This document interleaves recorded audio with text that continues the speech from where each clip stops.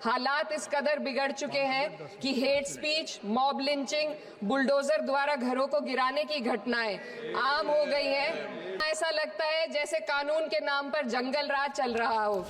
सत्ता में बैठे लोग या तो आंखें मूंदे हुए हैं या फिर इन घटनाओं को बढ़ावा दे रहे हैं। कई राज्यों में दुकानदारों को अपने नाम बोर्ड पर लगाने के लिए मजबूर किया गया।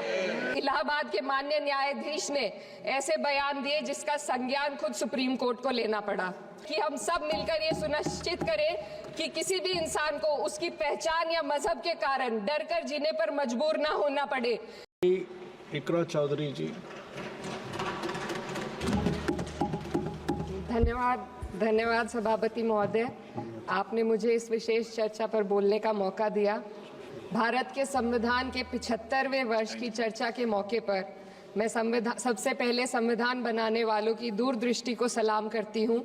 एक युवा सांसद के तौर पर मैं अपनी उम्मीदों को संविधान के साथ जोड़कर खास तौर पर ये बताना चाहती हूँ कि आज हमारे देश में पिछड़े, दलित, अल्पसंख्यक समुदाय को किस तरह अपने संवैधानिक अधिकारों और आज़ादियों की हिफाजत के लिए हर रोज मुश्किलों का सामना करना पड़ रहा है। Doctor B.R. अम्बेडकर के कथन से अपनी बात रखना चाहती हूँ। उन्होंने कहा था, मुझे अपने भारतवर्ष पर फक्र है कि जिसके पास ऐसा संविधान है जो लोकतंत्र, समाजवाद और सेक्युलरिज्म को संजोता है। लेकिन आज ऐसा लगता है जैसे संविधान की किताब तो है पर इसे चलाने वालों का ईमान गुम हो गया है।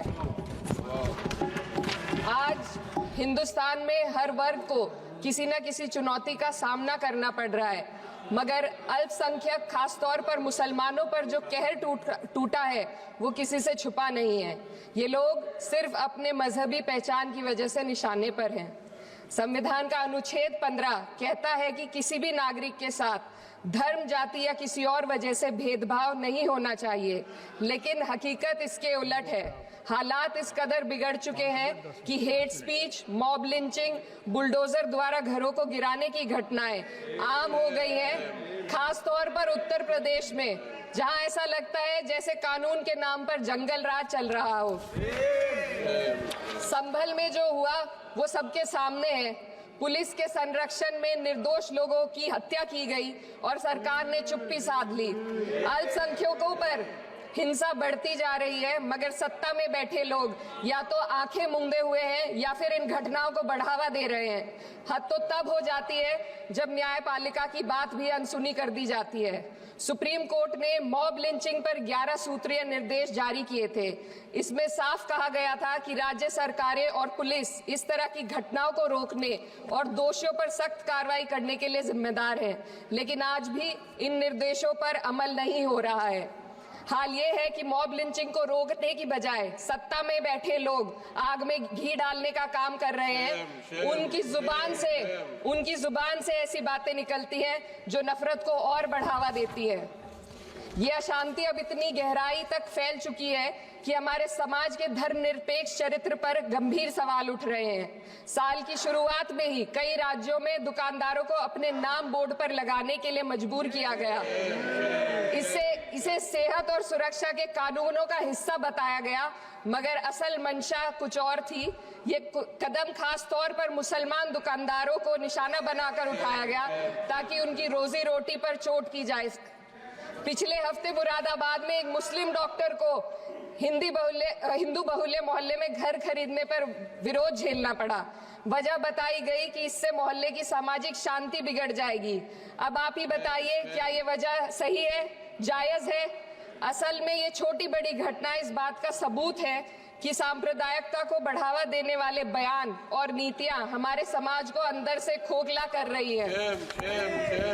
उत्तर प्रदेश में यति नरसिंहन ने बेहद घटिया बयान दिया, लेकिन सरकार इन बयानों पर कोई कार्रवाई नहीं कर रही। हेट स्पीच न केवल जनमानस के विचारों को प्रदूषित करती है, बल्कि इससे अब संवैधानिक पदों पर बैठे लोगों को भी प्रभावित कर दिया है। अभी हाल ही में माननीय उच्च न्यायालय इलाहाबाद के माननीय न्यायाधीश ने ऐसे बयान दिए जिसका संज्ञान खुद सुप्रीम कोर्ट को लेना पड़ा। संविधान के अनुच्छेद 29 और 30 ने अल्पसंख्यकों को उनके मजहबी और सांस्कृतिक हक दिए हैं ताकि वो अपनी पहचान को बचा सके और अपने संस्थान चला सके, लेकिन आज उन्हीं हकों पर हर तरफ से चोट की जा रही है। वक्फ जैसे बिल लाकर उनके धार्मिक अधिकारों को छीनने की कोशिश की जा रही है। आज अल्पसंख्यक समुदाय को संविधान द्वारा दिए गए अपने बुनियादी अधिकार पाने के लिए लंबी लड़ाई लड़नी पड़ रही है। ऐसे कई मामले अदालत ने न्याय देकर संविधान की रक्षा की है, लेकिन अदालती प्रक्रिया में जो समय लगता है उसकी वजह से देश के सामाजिक ताने बाने को भारी नुकसान उठाना पड़ता है। मिसाल के तौर पर इलाहाबाद हाई कोर्ट ने 2004 के मदरसा एक्ट को रद्द कर दिया था, जिससे मदरसों के संचालन पर सवाल उठे। हालांकि सुप्रीम कोर्ट ने बाद में इस फैसले को पलट दिया और एक्ट को वैध करार दिया, लेकिन इस प्रक्रिया में जो समय लगा उसने अल्पसंख्यकों को बेचैनी और संघर्ष के दौर में डाला है। इसी कड़ी में प्लेसेस ऑफ वर्शिप एक्ट 91 भी आता है और कई अन्य अधिकार, उन्हें भी इसी तरह अदालती लड़ाइयों में उलझाया जा रहा है। ये स्थिति न केवल अल्पसंख्यकों के अधिकारों की राह में रुकावट है, बल्कि justice delayed is justice denied जैसी कहावत को सिद्ध करती है।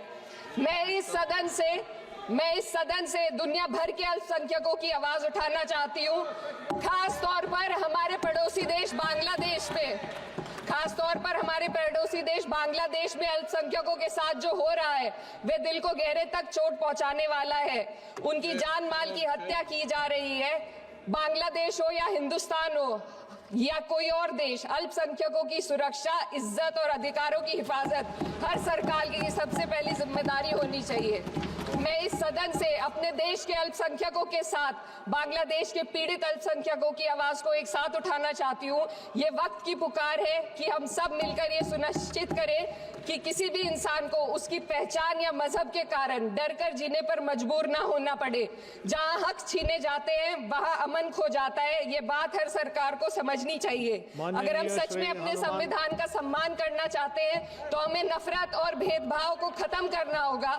हमें ये दिखाना होगा कि ये मुल्क हर वर्ग, हर जाति, हर धर्म और हर समुदाय का है, और जब तक ऐसा नहीं होगा तब तक संविधान की आत्मा सिसकती रहेगी। सर, अपनी बात को खत्म करते हुए मैं एक शेर अर्ज करना चाहती हूँ।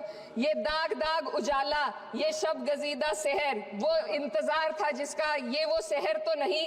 लेकिन अगर इस सदन में बैठे हम सभी सदस्य ये ठान ले कि हमें संविधान के मूल्यों को लागू करना है और उसे लागू करने का प्रयास करें, तो वह सुबह जरूर आएगी जिसके लिए लाखों भारतवासियों ने अपने जानों की कुर्बानी दी थी। श्री हनुमान बेनीवाल जी।